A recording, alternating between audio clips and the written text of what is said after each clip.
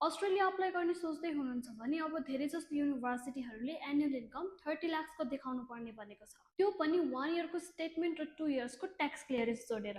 फेरि तपाईँको GS decline भयो भने धेरै लस हुन्छ र फेरि तपाईँले ब्याङ्क लोन गर्न पनि धेरै खर्च हुन्छ।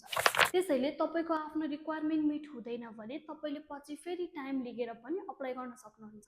र यदि तपाईँ ब्याचलर्स स्टुडेन्ट हुनुहुन्छ र तपाईँले आफ्नो एक्सपेन्सेस देखाउन सक्नुहुन्छ भने तपाईँले केही टाइम होल्ड गरेर फाइनेन्सियल डकुमेन्टहरू पनि प्रिपेयर गर्न सक्नुहुन्छ। र यदि तपाईँ अन्डर ग्रेजुएटको लागि अप्लाई गर्दै हुनुहुन्छ भने तपाईँले धेरै ग्याप राख्न चाहिँ मिल्दैन, किनकि धेरै जस्तो युनिभर्सिटीहरूले 1 इयरभन्दा माथिको ग्याप देख्यो भने एक्सेप्ट नगर्न पनि सक्छ।